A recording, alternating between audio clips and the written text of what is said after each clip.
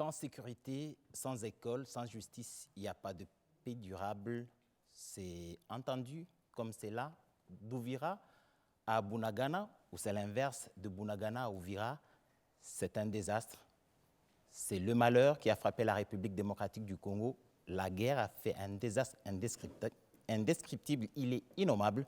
Il faudrait que nous gardions en mémoire ce qui est arrivé pour que ça ne se reproduise pas, mais aussi pour garder ce cordon ombilical avec ces populations qui souffrent. C'est dans l'est de la République démocratique du Congo. Les journées de mémoire, c'est cette succession des panels que nous organisons pour garder justement ce cordon ombilical. Ce panel, il est autour des conséquences humanitaires, justice et éducation pour les victimes. Et pour ce panel, nous avons 4 invités. La première est à ma droite, c'est son Excellence, Madame la ministre d'État, ministre des Affaires sociales, Action humanitaire et Solidarité nationale, Ève Bazaïba. Bonsoir, Excellence. Bonsoir. Et à ma gauche, c'est aussi une ministre d'État, Raïssa Malou. Elle est en charge de l'éducation nationale. Bonsoir, Excellence. Bonsoir. À mon extrême droite, Madame Nelly Lumbulumbu, qui est avocate. Elle est de la société civile. Bonsoir, Madame. Bonsoir. Et à mon extrême gauche, Docteur De Joseph Kakisingi, qui est du CONAFOD. Je ne me suis pas trompé, docteur. Bonsoir. Bonsoir. C'est avec ces 4 personnalités que nous allons aborder cette question dans l'Est de la République démocratique du Congo. Nous parlerons de la question humanitaire, nous parlerons de l'école, nous parlerons de violences sexuelles avec ces personnalités. Nous entrerons en profondeur. Vous avez le temps de le découvrir au cours de ce panel. La première question, je vais la poser à Madame Lumbulumbu, Nelly. Quand vous regardez l'Est de la République démocratique du Congo aujourd'hui, de Bunagana à Uvira, un désastre certain, déplacement de population, des questions humanitaires qui se posent avec acuité. Comment vous décrivez cette situation d'emblée? Merci beaucoup, monsieur le journaliste. Je voudrais d'abord vous remercier pour l'invitation que vous m'accordez et surtout cette opportunité que vous me donnez de pouvoir échanger avec leurs excellences. C'est aussi un signe de respect que je voulais dire. Merci beaucoup, Excellence, pour votre participation à cette émission. Les panels, aujourd'hui, il est très important parce qu'en fait, dans ces panels, nous allons débattre de toutes ces questions liées à la crise humanitaire à l'est de la RDC. Je suis déplacée interne. Je sais ce que ça signifie parce que je suis arrivée à Kinshasa au mois de janvier avec mon collègue Kakisingi. Je suis de la plateforme, parce que vous n'avez pas présenté ma structure, Sauti ya Mama Mkongomani, la voix de la femme congolaise. Nous sommes basés à l'est de la RDC, mais nous travaillons également à Kinshasa. Alors, quelle est la situation actuellement? À l'est de la RDC, nous savons que depuis la prise de Bunagana jusqu'à Uvira, comme vous le dites, la situation humanitaire est chaotique. Il faut le dire comme ça. C'est une situation qui, aujourd'hui, en tout cas, demande à beaucoup plus de responsabilités. Beaucoup plus de responsabilités, pourquoi? Parce que non seulement qu'il y a des personnes qui se déplacent nuit et jour, nous avons des femmes qui sont victimes de violences sexuelles, nous avons des cas d'homicides volontaires et surtout des tueries, des meurtres à l'égard des populations civiles qui ne participent pas, je voulais dire ici, ne participent pas à, à la guerre, donc, comment je dis, à cette situation donc, que nous voyons ici. Nous avons beaucoup de cas d'abus sexuels. Et s'il faudrait que je touche les chiffres, déjà au mois d'avril 2000, à l'époque 2025, le BCNUDH avait, à travers le UNFPA, documenté plus de 10 000 cas de victimes de violences sexuelles. Cela signifie quoi? Ça signifie que dans les 10 000 cas, nous avons des cas qui sont reportés. Ce sont les cas qui sont reportés par des organisations qui travaillent au quotidien au niveau de la base. Mais nous avons des cas qui ne sont pas reportés, des cas non reportés. Et ce sont ces cas-là qui échappent au contrôle, qui échappent à notre connaissance. Vous allez en fait vous-même déduire ici que la situation est vraiment chaotique. Et c'est des 10 000 cas, nous avons l'absence par moment dans différents centres de santé des kits PEP qu'on appelle des kits de prophylaxie qui aident les victimes à ne pas attraper certaines maladies, mais aussi d'autres formes des IST, ou alors tomber enceinte pendant l'acte. Il y a beaucoup de choses que nous pouvons dire par rapport à la situation qui se passe à l'Est. Nous avons également des cas de la précarité économique aujourd'hui avec des femmes qui, jadis, étaient dans les champs, qui faisaient leurs champs tranquillement, mais qui aujourd'hui ne peuvent plus parce qu'il y a des champs tout entiers qui sont occupés par des rebelles. Donc, il y a également des retournés parce qu'il y avait des camps de déplacés à Goma. Moi, je travaillais dans les camps de déplacés avec des victimes qui étaient là, des victimes de conflits armés. Mais à cette époque-là, déjà, on parlait de 12 000 personnes. Je parle seulement de 12 000 ménages à l'époque. 12 000 ménages dans un camp de déplacés. Vous vous imaginez, ça fait combien? Mais toutes ces personnes se sont vues être demandées par force, contraintes de retourner dans leur famille, plutôt dans leur zone d'origine. Mais trouvant leur maison, par moment, des foyers qui sont occupés, des champs occupés, et ça crée encore d'autres conflits, des conflits fonciers au niveau de la base. Donc il y a beaucoup de cas. Si nous pouvons aujourd'hui parler de la situation de manière globale, il faut dire que la crise humanitaire à l'Est de la RDC reste en tout cas très, je dirais, donc c'est une crise aujourd'hui qui échappe surtout au niveau international, et nous voulons le dire ici. C'est vrai, nous sommes en train de voir une petite lueur avec tout ce qui se passe à Doha et partout, mais il faut quand même reconnaître que le niveau international devrait se battre pour que cette situation ne puisse continuer à embraser des communautés entières qui sont à l'est de la RDC. Je vous remercie. Oui, merci. Nous allons vous retenir encore un moment, mais Madame la ministre d'État, vous êtes le gouvernement de la République. Ces populations qui se déplacent sont des populations congolaises. Dans votre analyse au plus haut niveau de la République, quels sont les éléments dont vous disposez en ce moment pour parler des zones qui sont les plus touchées et faire plus ou moins un aperçu général du nombre de personnes qui pourraient s'être déplacées à l'occasion de cette guerre atroce? Oui, merci beaucoup. Permettez-moi aussi de saluer une fois de plus cette opportunité. Je pense que le gouvernement continuera à communiquer sur cette tragédie humaine que nous vivons en République démocratique du Congo, au vu et au su de toute l'humanité. Et de prime abord, je salue aussi la présence de tous les co-débatteurs ici, triés par rapport à la réalité. Je voudrais d'abord vous dire que la tragédie humaine, c'est vrai, nous voulons parler de l'année passée, de ce qui est survenu en République démocratique du Congo il y a moins de 2 ans, de Bunagana à Uvira, mais il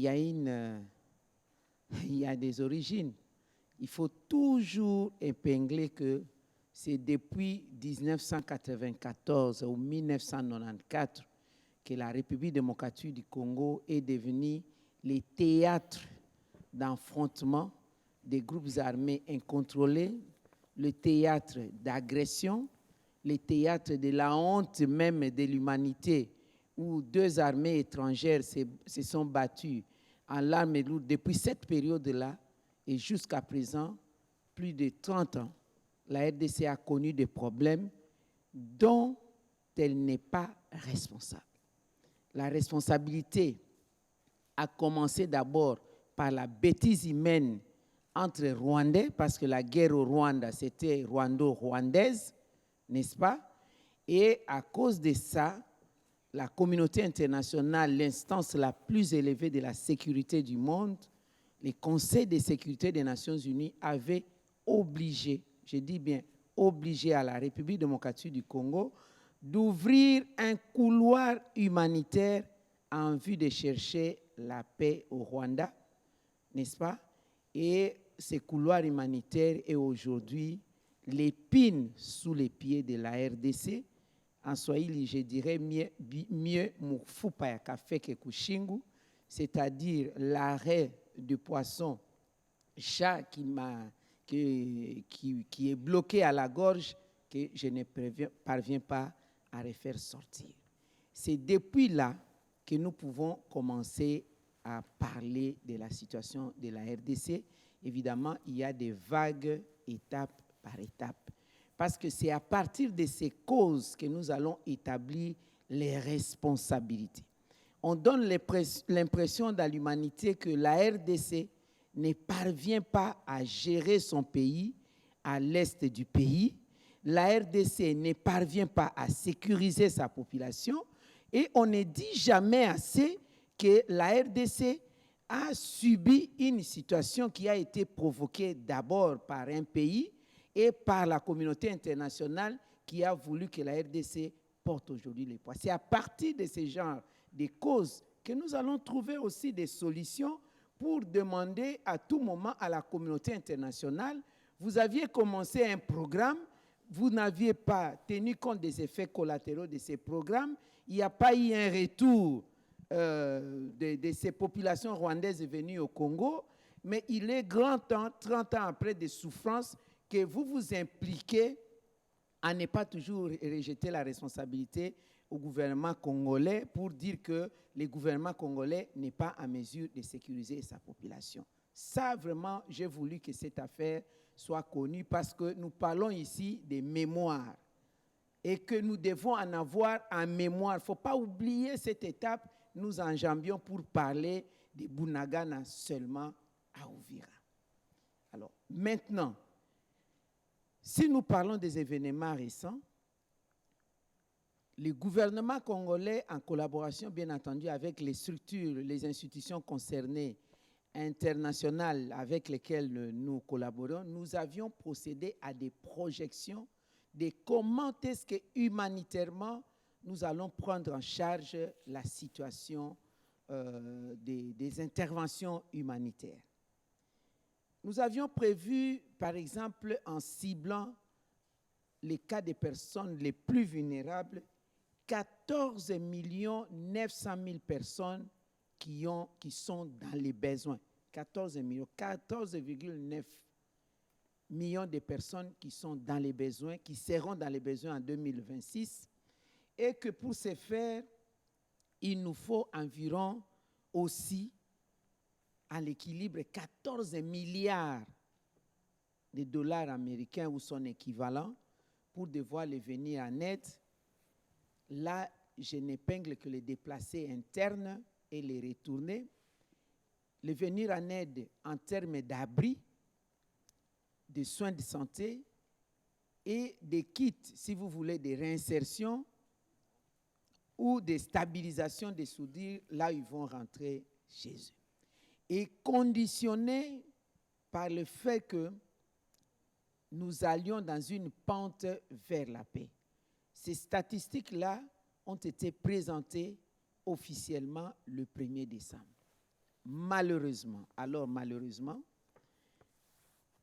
vers la fin de l'année, pendant que nous étions orientés vers le processus de paix, à la signature de l'accord de Washington, le Rwanda, avec ses supplétifs M23, ont excédé dans la violence en bombardant systématiquement la partie du Sud Kivu. Vous avez la prise d'Uvira. Pendant ce temps, il y a Uvira, Luvungi, Sangé, les autres localités. Et c'est ce qui a provoqué, en plus, aggravé la situation des déplacements massifs des populations et aussi des déplacements au niveau interne ainsi qu'au niveau externe, donc des pays de la région. Et c'est ce qui a augmenté les chiffres. Par exemple, vous avez, en termes de déplacés internes, on est à plus de 6 millions de populations congolaises à l'arrondi qui déambulent les forêts, les savanes, dans des conditions arides, qui souffrent. et parmi lesquels, plus à l'arrondi, plus de 14, disons, 13 millions, 1 million 300 000 personnes, des femmes qui sont victimes des violences basées sur le genre. Et ça, c'est au niveau interne. C'est vrai que si on prend tous les 6 millions de déplacés, plus de 70%, c'est causé par les récentes situations dont le Rwanda et les M23 sont responsables. Et 16%, c'est des conflits interethniques dus à des conflits fonciers, comme Madame a épinglé, Madame Lumbulumbu a épinglé sur les conflits fonciers, des retournés et aussi les limites, etc. Et 13% de ces personnes, c'est des aléas du changement climatique qu'on appelle les chocs dus aux catastrophes naturelles, éboulement de terre, inondations, ou le feu de brousse, etc. et dans l'ensemble. Et maintenant, à l'extérieur du pays, si je peux parler, là où le gouvernement a palpé du doigt, le Burundi, rien que le Burundi, nous avons plus de 25 000 Congolais qui sont au Burundi actuellement. C'est énorme. Non, 250 non 000, c'est 250 000 de quoi je parle. 250 000 Congolais à l'arrondi. Et dans ces 250 000 Congolais qui sont parsemés à peu près dans les 7 sites, le seul site des Bousouma a environ 67 à 68 000 Congolais et vous avez environ 52 000 enfants qui sont en rupture scolaire et 2200 enfants non accompagnés qui n'ont même pas de parents, qui ne savent pas et qui ne savent même pas d'où ils viennent. C'est une tragédie humaine où c'est une génération sacrifiée de la République démocratique du Congo. Une situation humanitaire très grave. Vous arrivez en Tanzanie, on est dans environ 87 000 personnes, où vous avez encore 30 000 enfants en rupture scolaire, et ces personnes-là vivent dans des conditions infrahumaines, quand bien même que le pays hôte, Tanzanie ou Burundi, essaye de faire un effort, mais vous êtes informés comme moi que les donateurs au niveau international, notamment les États-Unis, ont arrêté, il n'y a plus de moyens.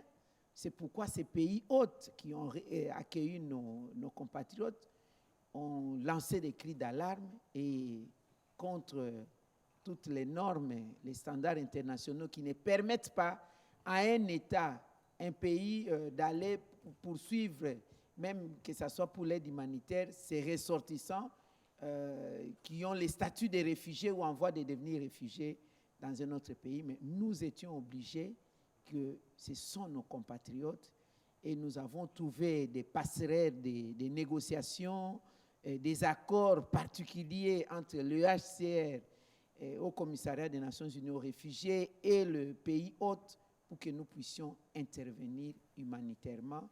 C'est pourquoi, sur instruction du chef de l'État, et la Première ministre a dépêché les membres du gouvernement sur le terrain, dont nous-mêmes, pour aller voir les réalités.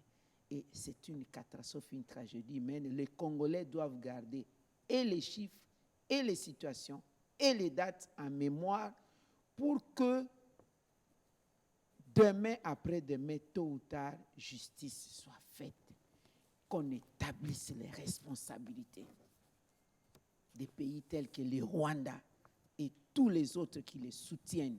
Si les Congolais aussi, d'origine, sont impliqués dans cette affaire, ils doivent être poursuivis.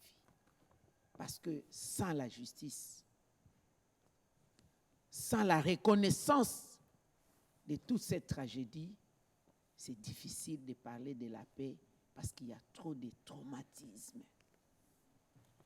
Voilà, dans un premier temps, ce que je peux dire à ce jour avec ce genre de mots lourds parfois. il y a des mots qui manquent pour placer sur les situations que nous vivons, que nous avons vécues du jour le jour. Qu'est-ce que le gouvernement prévoit? Le gouvernement est impliqué. Déjà, le fait d'obtenir les chiffres, c'est que le gouvernement est impliqué. Nous sommes en train de suivre. Nous sommes en train de suivre sur tous les fronts, que ce soit les fronts diplomatiques ou autres.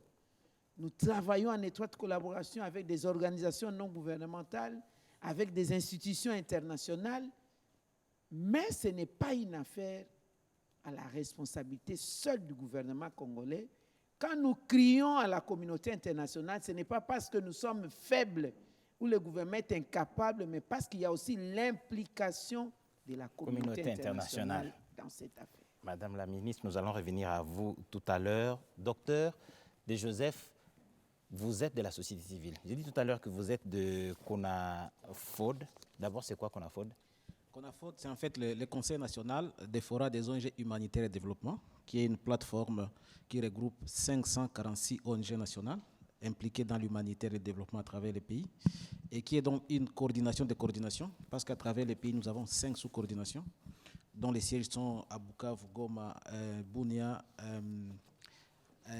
Kalemi et ici à Kinshasa. Donc c'est une fêtière de tous qui sont impliqués dans l'action humanitaire et dans tout ce qui est comme coordination et système humanitaire à travers le pays. Parce que vous êtes une coordination fêtière, il y a des informations de terrain qui vous parviennent. Traumatisme, violence sexuelle et tout ce qui va avec. Qu'est-ce que vous avez comme information de terrain? Ce qu'il faut noter au départ, c'est que nous avons des membres qui sont sur terrain tout le temps, qu'il y ait crise ou pas. Parce que non seulement on est dans l'humanitaire, mais dans le développement, on est toujours avec les communautés. Et on prend toutes les informations, on accompagne les communautés. Et nous sommes même la première ligne d'information. Toutes les sources d'information dont l'Excellence a parlé pour la réponse humanitaire, en fait, sont collectées à travers nos membres, qui documentent tout, qui prennent les statistiques, qui les remontent et qui les discutent même dans l'ensemble des coordinations humanitaires pour leur donner un sens et un contenu. Et cela étant, donc, si on voit de la crise de Bunagana à Uvira, il faut d'abord noter le contexte, c'est-à-dire, avant cette crise même, il y avait autour de 3,5 millions de déplacés au nord Kivu et au sud Kivu, qui étaient dans des camps déplacés. Et avec l'arrivée de la crise, ces personnes ont été dispersées, comme l'a dit Maître, sans prendre en compte les standards internationaux pour le démantèlement des camps. Et donc, ces personnes-là sont déplacées de manière désordonnée, et en se déplaçant, les femmes étant les plus fragiles et les enfants, ils tombaient soit entre les mains des groupes armés, et donc les femmes étaient violées, les enfants mouraient ou attrapaient la malnutrition. Si on regarde les statistiques des 6 derniers mois de 2025, on a noté une hausse de 3 fois plus le taux de violences sexuelles pour le Sud et le Nord Kivu. Donc, ce sont des statistiques qui sont documentées et ont été publiées par les agences des Nations Unies. Et comme on a noté un taux de mortalité pour la malnutrition qui était très élevé jusqu'à 10%, jusqu'à 10 fois plus, pour 3 raisons. Parce qu'on sait que la crise actuelle, nous la qualifions de triple crise, même quadruple crise. Pourquoi? Parce qu'elle est d'abord sécuritaire, parce qu'elle entraîne des déplacements liés à la guerre, comme l'Excellence l'a dit. Et aujourd'hui, on ne sait pas évaluer la quantité exacte des déplacés, parce que, comme vous le savez, il y a des déplacés qui se cachent. Parce qu'être déplacé devient comme une accusation. Si on se déclare déplacé, on estime qu'on accuse certaines personnes qu'il y a des problèmes, alors qu'il faut faire semblant comme si tout va bien, tout le monde se porte très bien. Il y a des violences aujourd'hui, j'en ai parlé une fois. Comme gynécologue, je suis médecin gynécologue à la base, donc on voit des choses dramatiques et traumatisantes. Quand on entend parler de violences sexuelles ou de violences basées sur le genre, on ne sait pas avoir l'idée exacte si on ne l'a jamais vécu. Et ce sont des femmes en fait qui sont prises, pas parce qu'on a envie d'avoir du plaisir, mais parce qu'on veut les détruire mentalement et physiquement. Et ce sont des femmes qu'on détruit avec des bouts de fusil, avec des sticks d'arbres, et quand elles nous arrivent, elles sont totalement détruites. Et quand on le voit, on se dit, est-ce qu'un être humain peut avoir une imagination si sale pour arriver à un tel niveau de destruction? Et là, le grand travail que nous avons, c'est les reconstruire en fait, et essayer de leur donner la reconstruction physique et la reconstruction mentale. Si on va dans le cas de santé mentale, par exemple au Sud Kivu, on a fait une étude l'année passée qui a donné les taux de 147 000 cas de maladies mentales, donc 5 fois plus. Et ça ne s'exprime pas des suicides, ça n'existait pas avant. Il y a des suicides à Bukavu. Il y a ce qu'on appelle couramment de folie, mais sont en fait des dépressions. Et tout ça, c'est lié à l'impact de ce qu'on voit. Qu'est-ce qu'on voit aujourd'hui? Ce qu'on voit aujourd'hui, c'est que la sécurité, il y a 25 millions de personnes en RDC qui sont en besoin de sécurité alimentaire. Et plus de la moitié est liée au déplacement. Donc, parce que les femmes ne savent plus aller au champ, parce qu'en allant au champ, ils croisent des groupes armés et sont violés. Donc, elles restent à la maison. Et le fait de rester à la maison, aujourd'hui, il n'y a pas de circulation au Sud Kivu, au Nord Kivu. Il y avait des échanges entre le Nord Kivu et le Sud Kivu avec les bateaux qui amenaient la nourriture. Les bateaux la nourriture qui quittaient les villes pour aller dans les villages et vice-versa n'existait plus. Donc, même le moyen de nourrir la famille et les enfants, ça devient très difficile. Et quand on sait que dans ces zones-là, ce sont les femmes qui jouent le premier rôle de faire vivre les familles, parce qu'on le sait déjà avec leur dynamisme très important. En ce qui concerne la santé toujours, vous le savez très bien que la plupart des médicaments entrent par les grandes villes et allaient dans le village. Aujourd'hui, ce n'est plus le cas avec tout ce qu'il y a comme ligne de front. C'est difficile de traverser ligne de front et donc d'amener les médicaments, ce qui fait que dans beaucoup de centres médicaux, on est en rupture de médicaments. On fait face maintenant à la recrudescence des cas comme des paludismes. Les diabétiques sont en difficulté, ils ne savent plus avoir de l'insuline. Et on voit de plus en plus des cas de mortalité maternelle pour des cas qui n'étaient plus arrivés depuis longtemps parce qu'on n'a plus accès à des médicaments simples comme l'ocytocine, qui est un médicament qu'on utilise pour prévenir l'hémorragie postpartum. Et on voit des femmes qui recommencent à mourir des hémorragies par manque de ces médicaments-là. Donc, ce sont là les quelques conséquences humanitaires qu'on peut donner de la situation, donc qui se déclinent en 4. D'abord, les déplacements, comme on l'a dit. Ensuite, le manque d'accès aux soins de santé de qualité. Et troisièmement, donc les violences sexuelles, comme madame l'a dit. Et quatrièmement, je crois que c'est la santé mentale. Donc, je crois que j'ai résumé pour un premier temps. Nous allons revenir à vous, docteur. C'est le temps pour nous de nous intéresser à madame la ministre d'État, ministre de l'Éducation nationale. À quoi ressemble l'école aujourd'hui dans la partie est de la République démocratique du Congo? Madame la ministre d'État en charge des questions humanitaires a dit tout à l'heure que parmi les déplacés, à bien la suivre, plus de la moitié sont des enfants. Et certains enfants sont encore en scolarité. Les enseignants sont parmi les déplacés, les écoles. Bref, qu'est-ce que l'école aujourd'hui représente dans la partie est de la République démocratique, en tout cas la partie occupée par le Rwanda? Je vous remercie.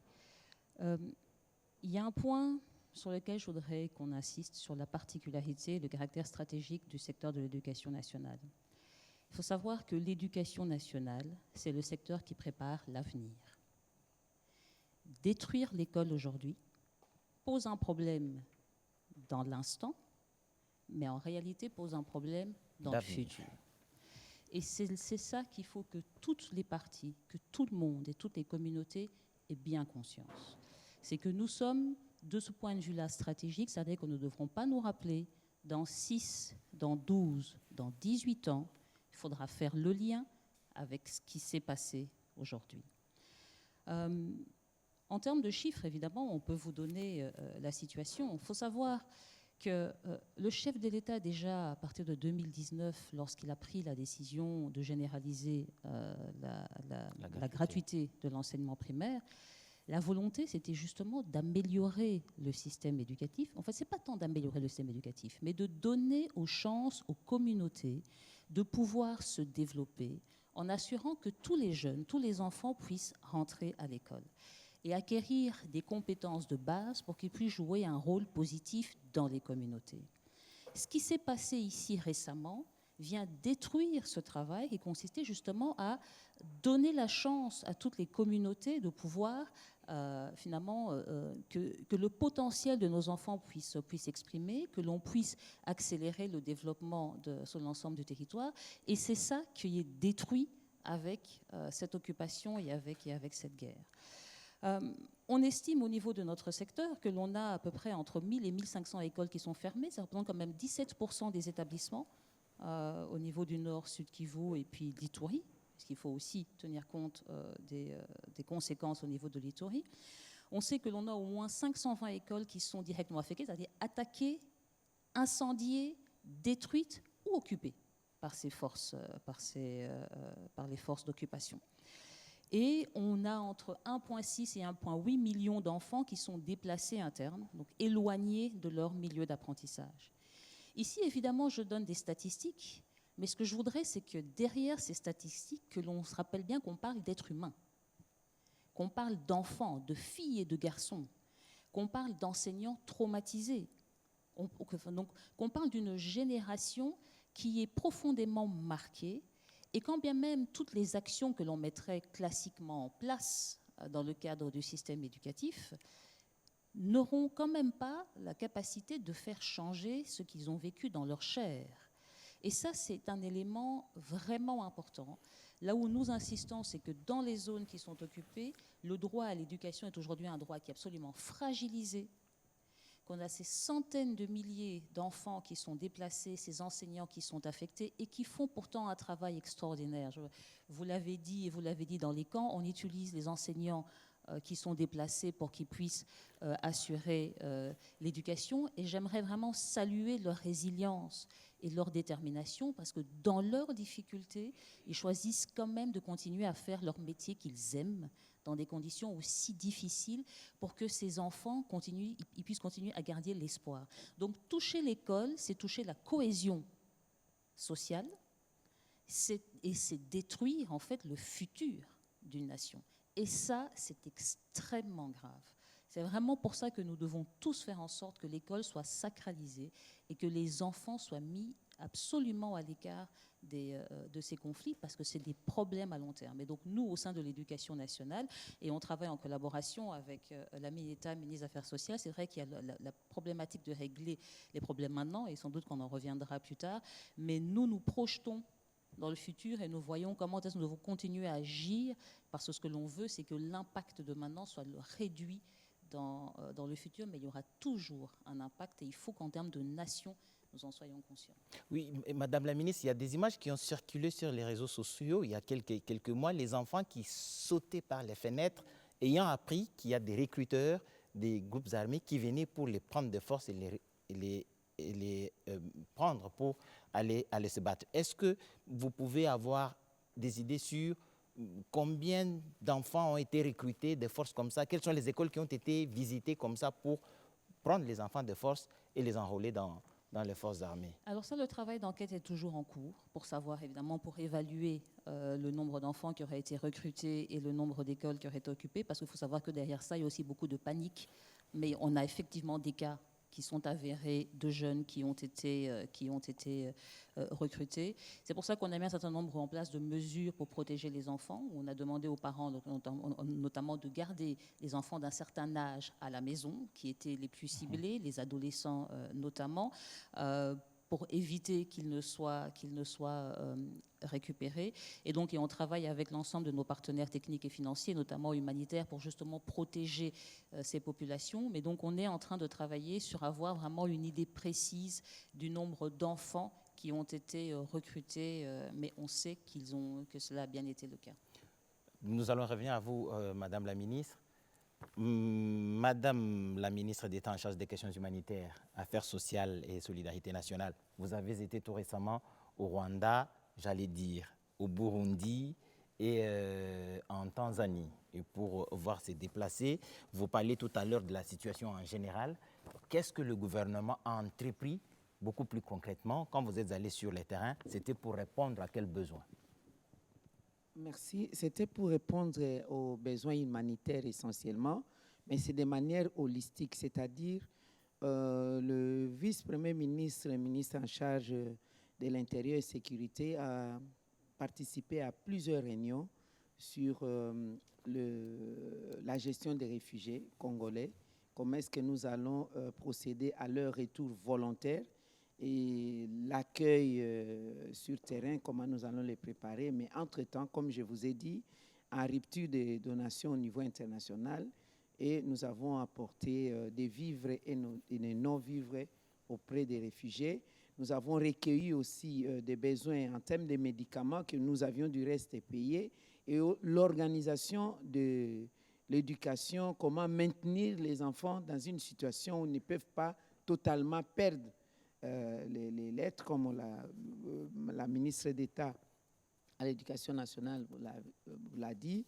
Nous avons des écoles consulaires qui fonctionnent normalement avec le programme congolais, et dans le site même des réfugiés, Au Burundi, par exemple, il y a sur les 7 sites, 6 sites sont organisés tels que les réfugiés s'organisent à classer les enfants selon les âges pour essayer de donner, de maintenir un peu l'élan d'éducation, mais ce n'est pas évident parce que déjà les salles, on n'en a pas, ce sont des espaces de fortune.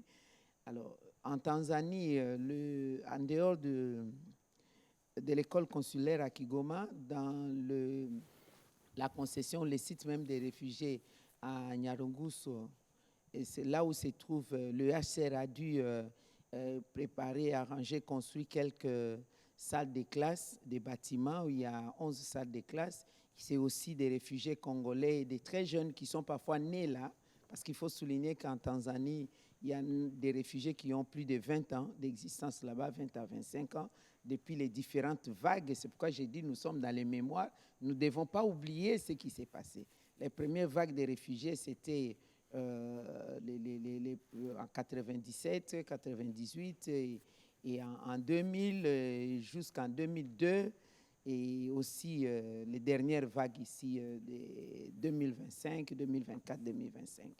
Alors, ces réfugiés s'organisent aussi dans l'éducation. J'en ai parlé avec madame la ministre d'État pour savoir comment est-ce que cette éducation, cette instruction peut être sanctionnée par des documents ouais. et comment est-ce qu'on peut les intégrer dans les cursus congolais. Ben voilà, c'est ce que le gouvernement a fait et nous poursuivons. Nous poursuivons, on était avec le ministre en charge des Congolais de l'étranger, parce que c'est déjà les Congolais qui sont à l'étranger. Nous étions aussi avec le ministre des Droits humains, dans le cadre des droits humains, droit à l'éducation, droit à la vie, etc. Donc chaque ministère sectoriel concerné est en train d'y travailler. Nous pensons que nous sommes dans l'approche des retours volontaires de tous les réfugiés congolais et la réinsertion de tous les déplacés au niveau interne. Oui, Madame Lamy, c'est aussi un autre problème qui se pose là. Les écoles consulaires sont sursaturées, ils ne peuvent pas recevoir tous ces enfants. Il y a besoin justement qu'ils gardent le rythme d'apprentissage. Ce problème aussi des réévaluations quand ils seront revenus, est-ce que les niveaux qu'ils vont avoir vont correspondre au niveau local? Comment au ministère de l'Éducation vous gérez ce genre de problème? Qu'est-ce que vous entrevoyez comme solution? On a fait quand même plusieurs mesures. Par exemple, avec l'inspection générale, on a assuré de rendre plus facile l'inscription des enfants lorsqu'ils étaient déplacés, de faciliter leur réinscription dans d'autres écoles. Il faut savoir que le gouvernement a pris en charge les examens d'État pour le Nord, Sud, Kivu et l'Ituri, et on va certainement refaire ça également cette année. Et donc, on place, comme l'a dit la ministre d'État, ministre des Affaires sociales, également des espaces temporaires d'apprentissage, parce qu'il y a des situations où l'enseignement ne peut pas continuer de manière normale. Et donc, on établit ça, on travaille avec l'inspection générale pour mettre en place des programmes adaptés pour ces enfants, de manière à ce qu'ils puissent quand même acquérir les compétences, les savoirs de base minimales, qu'on puisse assurer cela avant de revenir à la normale. Donc il y a plusieurs mesures que prend l'inspection pour faciliter les réinscriptions. On prend en charge l'examen d'État, on met en place des espaces temporaires d'apprentissage. Il faut savoir que l'on a rendu officiel l'enseignement à distance, qui se fait à la fois en ligne ou offline. Ça a été justement rendu officiel et il cible en priorité les zones qui sont occupées. Donc le ministère met en place toute une série d'actions pour faciliter les choses dans ce contexte extrêmement difficile. Et nous voulons que la situation revienne à la normale le plus rapidement possible pour que ces enfants puissent reprendre leur cursus normal, mais en sachant que l'école, c'est pas juste apprendre, c'est aussi l'état de l'enfant. Et donc, il y a tout le suivi psychosocial qui est important, enfants et enseignants. Les deux ont été traumatisés. Et donc cet aspect-là, pour nous, est également important parce que même s'il s'agit d'apprendre des maths, quand on est dans certaines conditions mentales difficiles, ça devient compliqué. Et donc, nous devons tenir compte de cet aspect-là. C'est d'ailleurs l'une des raisons pour laquelle le ministère vient de valider sa stratégie nationale d'éducation et de formation en situation d'urgence, justement, pour permettre que toutes ces actions rentrent à l'intérieur d'un cadre bien précis. Et ça, c'est aussi l'une des actions qui a été menée par le ministère pour que l'on puisse mettre les bases, donner le cadre pour répondre à la situation. Docteur Desjoseph, vous avez dit tout à l'heure que vous êtes gynécologue, vous êtes à la tête d'une structure qui est la fêtière de plusieurs autres structures. Vous avez les informations de première main, en tout cas de façon générale. Quand vous recevez ces différentes plaintes, ces différents traumatismes que vous constatez sur le terrain, qu'est-ce que vous avez comme besoin prioritaire? Qu'est-ce que les victimes attendent directement des autorités ou de tous ceux qui doivent leur venir en aide? Qu'est-ce qu'ils attendent concrètement? Il faut d'abord bien expliquer les cursus que suivent les femmes quand ils arrivent. La première étape, c'est quand elles subissent un viol. Elles subissent un viol, soit elles viennent vers un centre spécialisé, soit elles arrivent dans un centre les plus proches, soit elle est recueillie par les ONG, nos membres. Et la première phase, c'est l'écoute. Quand on l'écoute, on essaie de savoir qu'est-ce qui est plus urgent. On sait que le médical passe avant. Et quand le médical passe avant, c'est-à-dire on doit se rassurer, on la protège contre des grossesses non désirées, qu'on la protège contre les infections, et on voit si sa vie est menacée directement, si elle a des traumatismes qui nécessitent une chirurgie, et cela passe en priorité. Donc le premier besoin déjà à ce stade, c'est en fait pouvoir avoir les kits PEP et les kits d'intervention rapide. Parce que ça sont des choses que toutes ceux qui sont en première ligne, les organisations, les sociétés sont déjà préparées à faire en sorte que quand une femme est victime de viol, on sait qu'on doit déjà lui donner ces médicaments-là qui préviennent certaines infections, notamment aussi le VIH, et les grossesses non désirées, et ainsi de suite. Alors, donc le premier besoin, c'est l'approvisionnement en kit PEP, et l'approvisionnement aussi en équipement médical pour la première chirurgie d'urgence sur les traumatismes gynéco-périnéales, vaginopérinéales qui arrivent dans ce sens-là. La deuxième chose, ce sont en fait des préparations des équipes d'accompagnement psychosocial. Parce que les traumatismes dont sont victimes ces femmes n'est pas seulement un traumatisme physique, mais c'est aussi un traumatisme mental très profond. Parfois, les gens se disent, une femme qui a été violée, pourquoi on en dit trop, mais il faut être dans la situation, il faut le voir, ou pour les femmes, il faut les vivre pour le savoir. C'est une destruction. Parce que, comme nous le savons, c'est que l'humanité a des plus précieux, c'est en fait la femme. C'est en fait la femme. Toute l'humanité, tout ce qu'on a comme, pour les hommes, une fierté, c'est quand on sait qu'il prend bien soin de sa femme, et il élève bien ses filles. Et ça, c'est donc quand on touche à la femme, c'est en fait, on détruit l'orgueil de l'humanité. Comme vous le savez, est-ce que vous savez que sans homme, la vie peut continuer.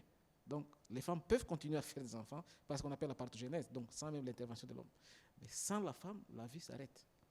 Alors, donc, c'est quelque chose de si précieux, de si important qu'il faut avoir à l'esprit et qu'on doit protéger. Et c'est là que je disais que quand un homme s'attaque à la femme pour la détruire, pour moi, c'est quelque chose qui va au-delà de l'imagination. Parce qu'en fait, c'est l'autodestruction en soi. En détruisant la femme, on ne sait même plus garantir sa propre progéniture parce qu'on n'aura pas une femme pour faire des enfants et donc pour se perpétuer sa propre histoire. Et selon l'État dit, quand on a des équipements en kit PEP, quand on a des hôpitaux qui sont approvisionnés, il faut aussi, parce que le traitement doit être holistique, il faut aussi avoir beaucoup de moyens pour la réintégration. Donc l'accompagnement de ces femmes dans les cursus de la réconciliation avec soi-même, parce qu'elle a été détruite. En fait, la réconciliation avec la communauté, parce qu'aussi c'est là une faute que je trouve assez inacceptable. Quand une femme a été victime d'une violence ou d'un viol, la communauté a tendance à l'exclure, donc à la refuser. Alors qu'elle n'a pas demandé ça, elle a été victime et la communauté, je dirais, entre guillemets, n'a pas été en mesure de la protéger contre cette violence. Et donc on doit avoir l'étape là de la réconcilier avec la communauté et de la réinsérer. Et là, on est dans le cadre de même la sociale et même l'éducation pour les jeunes filles, où la femme, on doit créer un environnement qui lui donne assez de garanties, assez d'estime de soi. Et c'est là que les organisations comme Sauti Amam Congoman, ils imaginent des approches comme des approches où on permet à une femme de se réinventer, donc de se reconstruire, de déconstruire d'abord cette image négative qu'on a fait d'elle en la violant, ainsi de lui permettre de reconstruire une image positive, de lui donner un métier, de lui donner une autonomie financière, Parce que nous sommes dans une société où on sait qu'aujourd'hui, c'est la femme qui prend presque 70% des charges de la famille. Et donc, si cette femme revient avec des possibilités d'autonomie financière, d'autonomie et un certain leadership, ça lui permet de se réinsérer dans la communauté et donc d'avoir l'estime de soi. Et donc, brièvement, c'est le parcours que nous suivons et que nous, avec tous les collègues qui sont sur le terrain, avec toutes les organisations qui sont impliquées dans ça, c'est ce parcours-là qui est fait et avec des niveaux différents, avec des spécialisations différentes selon les organisations. Et nous essayons de faire en sorte que, comme vous l'avez dit d'ailleurs, j'en profite pour vraiment remercier les initiateurs de cette émission, parce que la crise congolaise, comme nous disons, c'est une crise oubliée. Elle n'est pas diffusée, on n'en parle pas. Et le monde ne sait pas ce qui se passe. Et maintenant que ça commence à se passer à notre télévision nationale, pour moi c'est un signal fort. Que nous avons pris conscience de notre propre crise et que nous devons nous mettre dans les dispositions d'y mettre fin et de nous unir pour que toutes ces atrocités cessent. C'est aussi un autre besoin très important. Donc le besoin de la sensibilisation sur la crise, de la prise de conscience, de la communication pour que les gens disent on ne peut pas continuer à se comporter comme si rien ne se passe.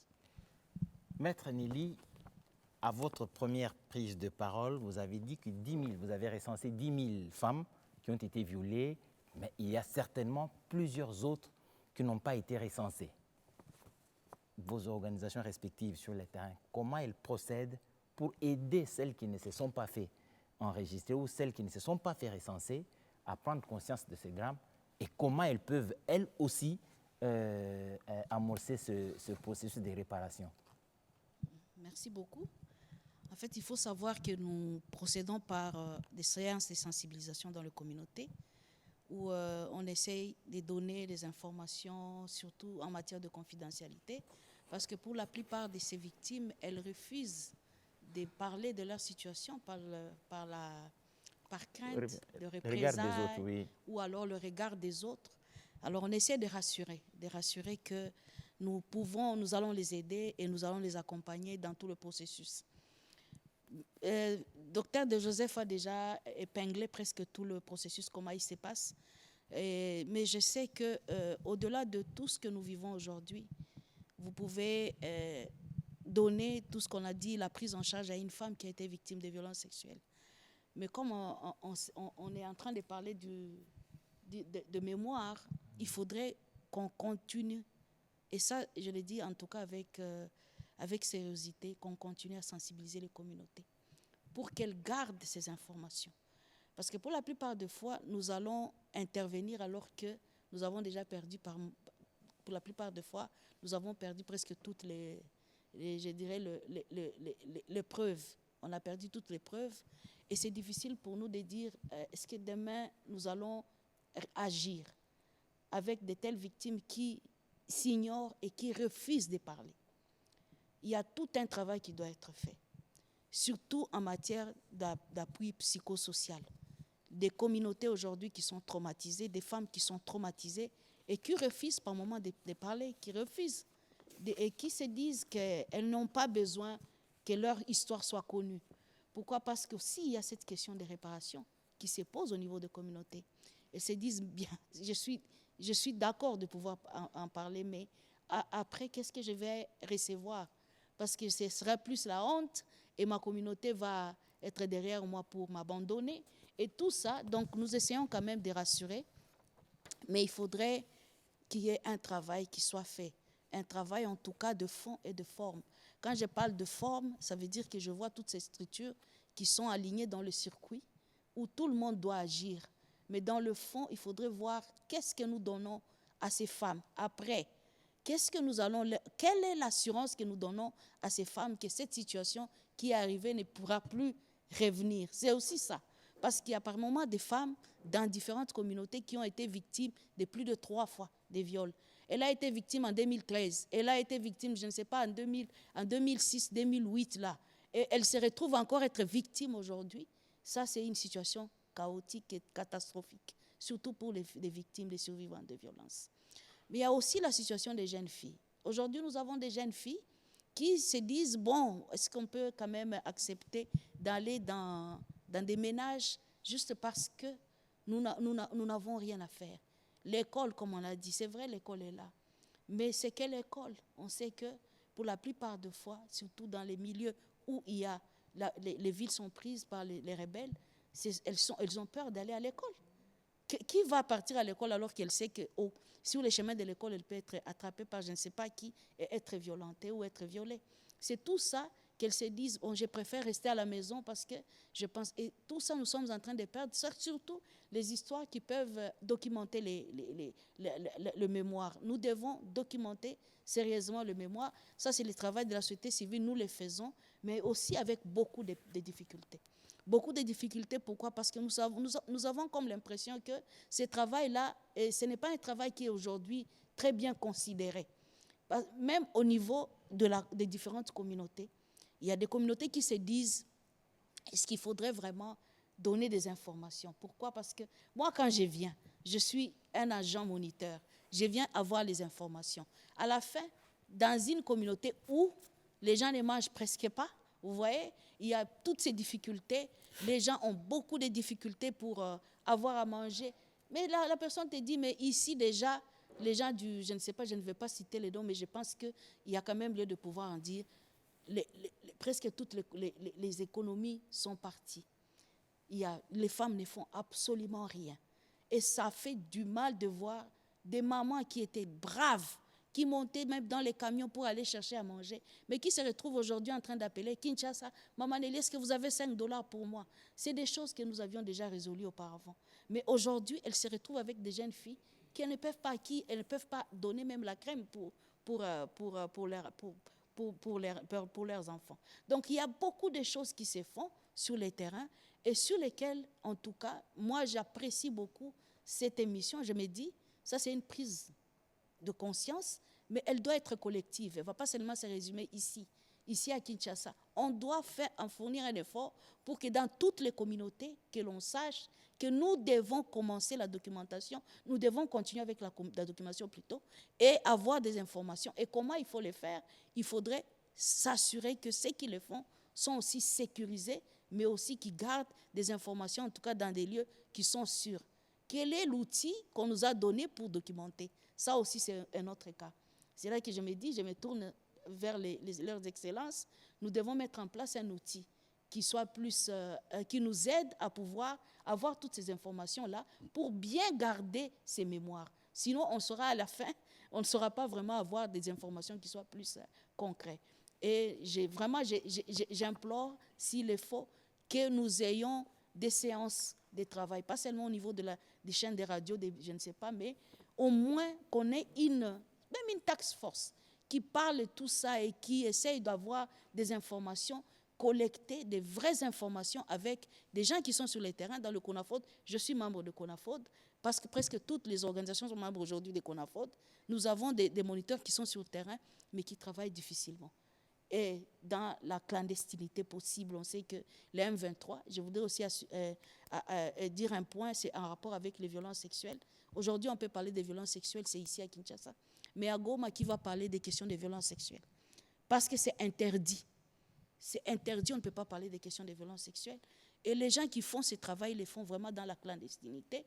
Et nous devons savoir comment les protéger, je l'ai dit, avec des outils et avec d'autres informations qui soient plus à leur portée. Merci. Madame la ministre d'État en charge des questions humanitaires, vous avez des réunions régulières avec les organisations internationales humanitaires. Il y a certainement des réunions que vous avez avec elles qui sont sur les terrains, qui peuvent aller à Goma, aller partout ailleurs. Les États-Unis ne donnent plus l'argent. Ça veut dire que pour ces humanitaires-là, c'est fini, il n'y a plus d'autres sources de financement. Le gouvernement est seul au front désormais en cette matière d'aide humanitaire. Malheureusement, nous sommes en train d'étendre vers ce cas-là. Je suis en train de confirmer, sauf d'être contredit par je ne sais pas qui, la RDC est le premier donateur de l'aide humanitaire, par exemple, pour les réfugiés du Burundi. C'est ça la vérité. C'est ça la vérité.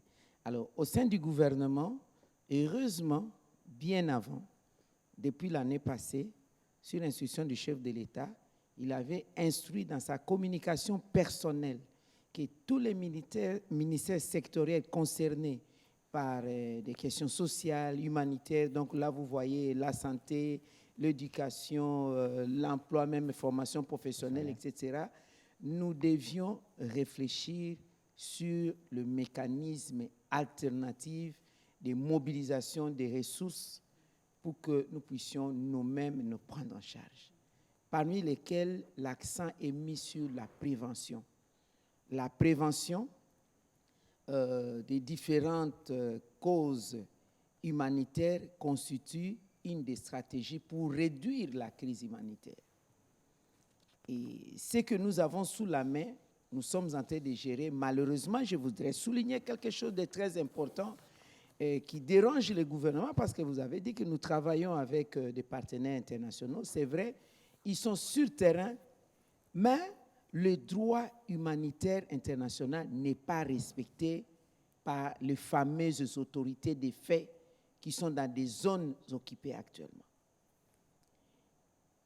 En son temps, dans le monde entier, on sait que quand vous êtes en face de la Croix-Rouge internationale, vous les protégez parce que la Croix-Rouge va vous protéger.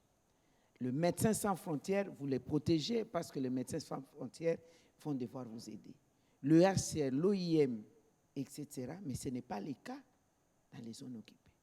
Et même l'aide humanitaire que nous envoyons par plusieurs moyens, cette aide est ravie par le M23 pour servir leurs militaires et pour se servir eux-mêmes. C'est une honte, c'est un scandale. Vous prenez de la farine, de l'huile, des médicaments réservés aux personnes sinistrées, déplacées, dont vous êtes responsable de cette situation. C'est ça un autre problème qui nous dérange. Et l'accès même pour monitorer cela, nous faisons un effort, justement, comme Madame l'a souligné, que les moniteurs sont en train de travailler en clandestinité. Nous sommes en train de documenter. Le ministère des Droits humains documente, le ministère de la Justice aussi. Donc, il y a ces cadres-là qui est mis en place. Il y a des outils, il y a des serveurs qui sont gardés, parce que lorsque nous allons prendre l'étape de la justice, nous avons besoin des éléments de preuve. Nous avons des éléments audiovisuels. Nous avons des éléments palpables, des enquêtes, des rapports d'enquête. C'est pourquoi vous avez vu, le gouvernement, entre autres, avait fait un effort diplomatique pour obtenir la convocation de la session extraordinaire du Conseil des droits de l'homme en 2025 et la désignation d'un expert international sur des questions de violations des droits de l'homme survenues dans cette partie du territoire de la RDC, notamment le nord et le sud Kivu. Et nous avons aussi des démarches maintenant pour épingler aussi l'Ituri, et que nous ne devons pas oublier qu'il n'y a pas que la partie de Goma. Nous avons Beni, nous avons Lubero. Aujourd'hui, des coins comme Ocha, Irengeti, Mbao sont devenus les triangles de la mort, jusqu'à Komanda, et avec tendance de venir vers Mambasa, vers Bafouassende, dans la Chopo. Vous savez que nous étions récemment victimes des drones kamikazes, d'abord des drones de reconnaissance dans notre aéroport de Bangoka, et ensuite des drones kamikazes. Successivement, nous avons, le FRDC ont pu détruire 18 drones, n'est-ce pas? Parce qu'ils sont dans les démarches de chercher, si nous les coinçons vers Uvira et Luvungi et Sud Kivu là-bas, et ils veulent passer par la Chopo. Ils ne jurent que par la Chopo. Et donc, le gouvernement est en train de faire des efforts dans tous les sens pour que nous puissions recouvrer la paix et la paix durable. Nous sommes ici dans l'approche de la durabilité, mais nous insistons aussi à l'international. Je suis obligé, parce que je travaille avec les internationaux, J'ai même demandé parfois à ses partenaires de mettre l'accent sur la violation du droit humanitaire international. Parce que si nous ne mettons pas l'accent sur ça, ça sera très difficile. L'aéroport de Goma a été fermé depuis plusieurs années. Et on impose aux humanitaires internationaux des documents. Ils ont les visas pour toute l'étendue du territoire. On leur impose les visas. On leur impose d'ouvrir les cargaisons de l'humanité, des produits humanitaires qu'ils ont, même à leur déposer pour qu'eux aillent donner aux populations. Est-ce que les militaires incontrôlés tels qu'ils sont habilités à aller donner de l'aide humanitaire aux populations? L'élément confiance ne pourrait pas exister. Donc tout ça, on est traumatisé, les humanitaires sont traumatisés. Parfois, ils se demandent, est-ce que le fait pour nous de rester dans cette partie d'occupation des faits constitue avaliser cette situation, ou le fait pour nous de quitter, ça serait abandonner la population. Donc on met même les humanitaires dans une situation de dilemme total. Donc ça aussi, c'est quelque chose de très important qui ne peut pas être résolu seulement au niveau du gouvernement congolais, c'est au niveau de la région, en tenant compte de tout ce qu'il y a comme droit humanitaire international. Même les droits de guerre n'est pas respecté, où vous allez bombarder les camps de réfugiés. Vous allez couper l'eau, l'électricité. Vous bombardez l'hôpital. Vous bombardez la prison. Vous vous rendez compte? Et vous bloquez les frontières pour que l'aide humanitaire ne passe pas. Nous chuter. Nous gardons tout ça en mémoire. Oui, nous gardons tout ça en mémoire. Mais, Madame la ministre, nous allons terminer, mais avec vous, le président de la République, dans une de ses interventions, surtout devant les jeunes, il a dit que dès que les zones seront libérées, les zones sous emprise rwandaise seront libérées, il va y avoir un plan d'urgence, ça c'est une certitude. Mais dans le domaine de l'éducation, on a parlé tout à l'heure des enfants traumatisés, qui reviennent dans une situation psychologique difficile. Est-ce que les enseignants seront formés pour prendre en charge ce type d'enfants?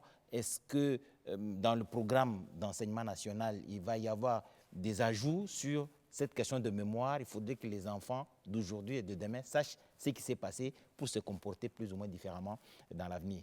Tout à fait.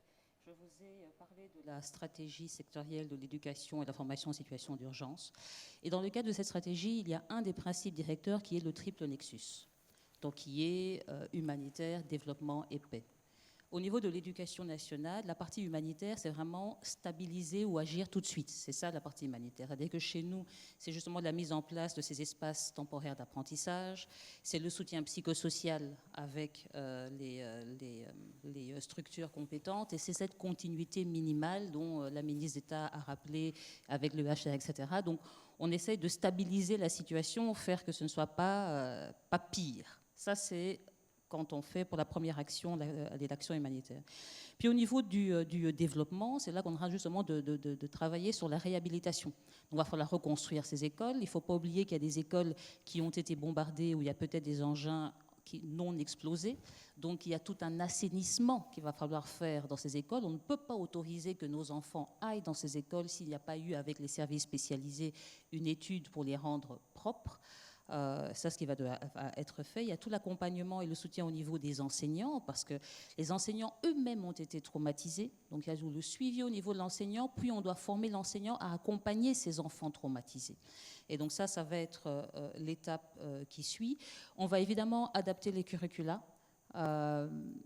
D'abord pour intégrer tout l'aspect de mémoire. Donc déjà, modifier les curricula a été vraiment une instruction ferme à la fois du chef de l'État et de la Première ministre.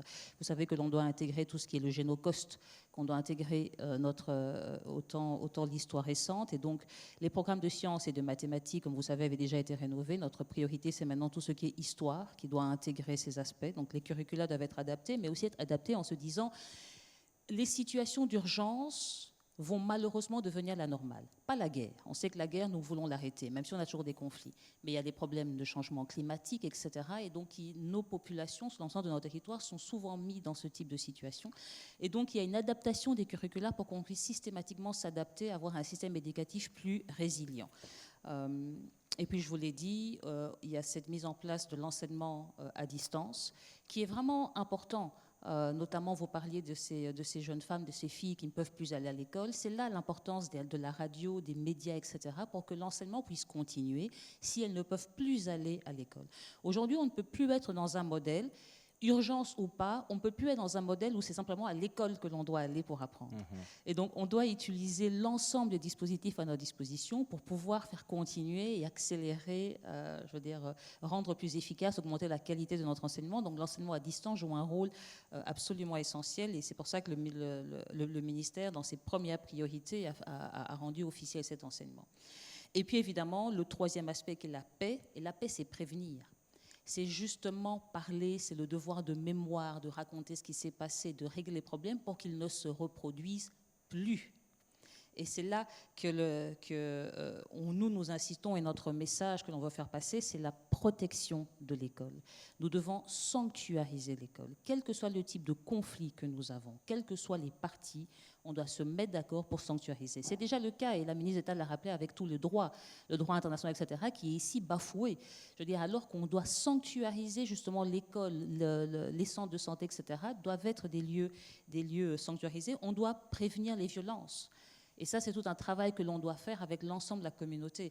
Et moi, je dis toujours, on doit remettre l'école au milieu du village, c'est-à-dire que l'ensemble de la communauté doit participer à l'école. Et l'école, ce n'est pas seulement le lieu où on apprend des connaissances, des compétences techniques, c'est où on apprend le savoir-vivre, c'est là où on fait vivre les cultures, c'est où on les fait évoluer, c'est où on recrée la cohésion sociale. Et donc, l'école doit, dans notre reconstruction de l'école, ça va être un des aspects importants où on prépare la paix, on travaille la paix au sein de l'école.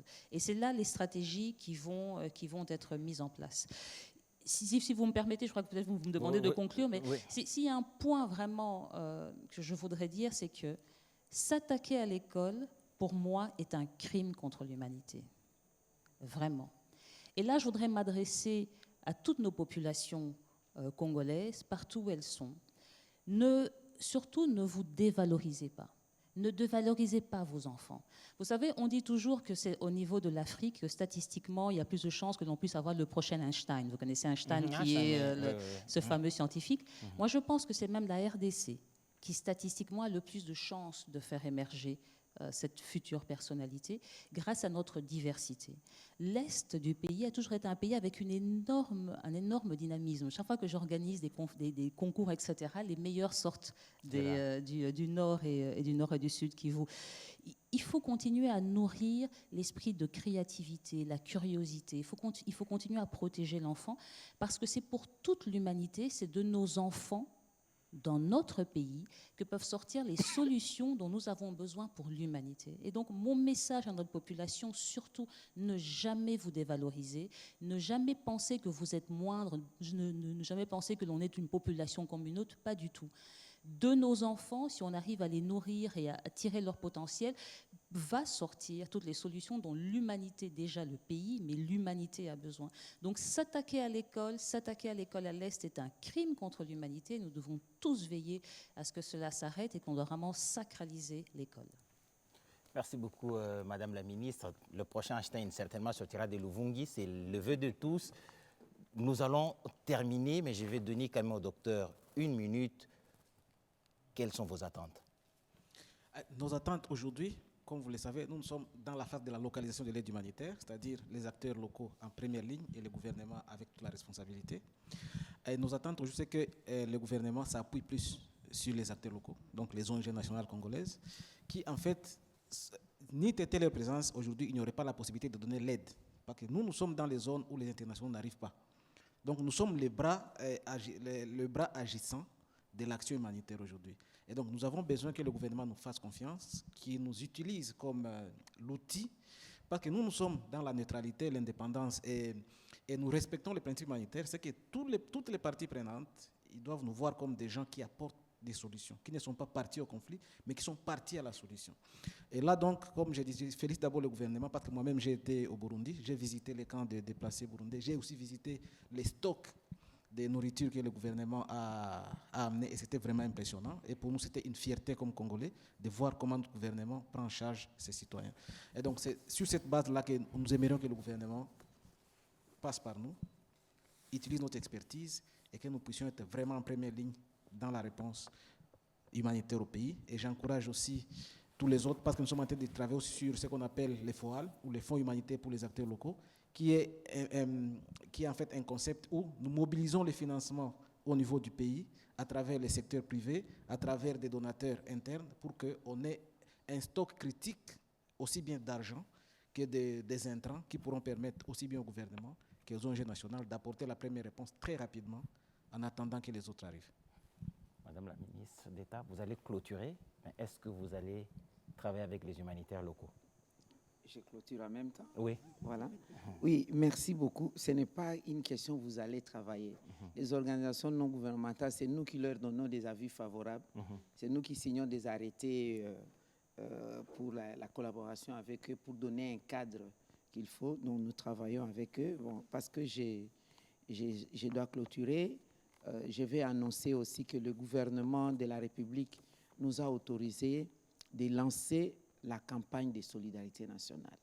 Je m'occupe des affaires sociales, d'action humanitaire, mais aussi de la solidarité nationale. La vraie solidarité, on les reconnaît en cas de problème. Maintenant, parmi les mécanismes que le chef de l'État nous avait demandé de réfléchir comment nous prendre en charge nous-mêmes, prendre en charge nos propres compatriotes, c'est ce lancement-là de la campagne de solidarité nationale. C'est vrai, il existe déjà une caisse de solidarité nationale. L'appui en termes numéraires, nous allons recommencer la campagne. On va donner des contacts, comment ça va passer. C'est géré par les gouvernements. Il y a l'inspecteur général des finances qui passe dessus. Donc, il faut qu'il y ait le capital confiance. Deuxièmement, ça sera maintenant le non-numéraire, c'est-à-dire tout ce qu'il y a comme vivre et non-vivre. C'est lui qui en aura d'appui. Nous allons devoir ouvrir des centres sur toute l'étendue du territoire. Naturellement, on va commencer par le siège des institutions. Nous sommes en train de nous employer à préparer les cadres parce qu'il y a même des partenaires, des investisseurs ici qui ont par exemple des vivres-faits, mais le ministère des Affaires sociales n'a pas une chaîne de froid. Il y a des alimentations qui veulent donner des petits, comme des yogourts, tout ça aux enfants, mais on n'a pas cette chaîne de froid de protection. Nous avons besoin des entrepôts et tout et tout. Donc, nous sommes en train de nous y atteler pour cette solidarité.